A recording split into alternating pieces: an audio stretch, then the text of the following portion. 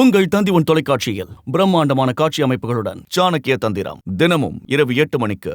நடிகர் சில்க் சுமிதாவின் நினைவு நாளை ஒட்டி அவரை நினைவு கூறும் வகையில் சிறப்பு செய்தி தொகுப்பு உங்கள் பார்வைக்கு.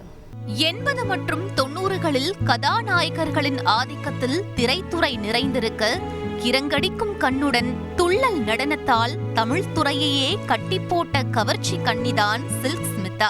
ரஜினி, கமல் போன்ற முன்னணி நடிகர்களின் கால்ஷீட் போலவே சில்க் ஸ்மிதாவின் கால்ஷீட்டுக்கும் மவுசு கூடியது. ஊரே வாய் நிறைய கூப்பிடும் சில்க் என்ற பெயர் அவரது உண்மையான பெயரே அல்ல.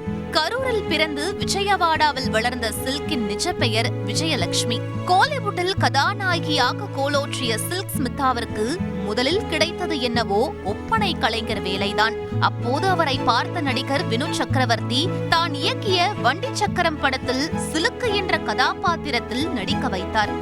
அங்குதான் சில்க் ஸ்மிதாவுடன் ஒட்டிக்கொண்டு சில்க் ஸ்மிதா என்ற நடிகையின் அத்தியாயம் தொடங்கியது. இதன் பின்னர் கவர்ச்சி கதாபாத்திரங்களில் நடித்து புகழின் உச்சிக்கு சென்ற சில்க் அலைகள் ஓய்வதில்லை படத்தின் மூலம் கவர்ச்சியை தாண்டி குணச்சித்திர நடிகையாக தன்னை நிரூபித்தார்.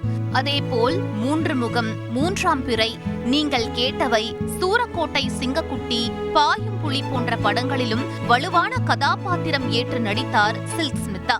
தன் திரையுலக வாழ்வை வண்ண வண்ண கதாபாத்திரங்களால் அலங்கரித்த சில்க் ஸ்மிதாவிற்கு தனிப்பட்ட வாழ்க்கை கருப்பு பக்கங்களாகவே இருந்தன.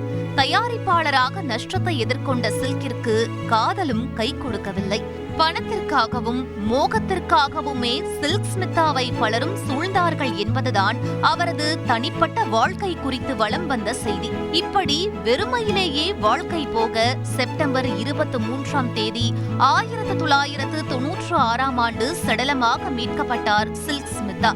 கவர்ந்தெழுத்த கண்கள் இனி விழிக்காது, கொஞ்சி கொஞ்சி பேசிய குரல் இனி கேட்காது, கிரங்கடிக்கும் நடனம் இனி திரையில் தெரியாது என ரசிகர்கள் சோக கடலில் தத்தளிக்க அவரது மரணமோ மர்மம் நிறைந்ததாகவே கருதப்படுகிறது. உங்கள் தந்தி தொலைக்காட்சியில் பிரம்மாண்டமான காட்சி அமைப்புகளுடன் சாணக்கிய தந்திரம் தினமும் இரவு 8 மணிக்கு.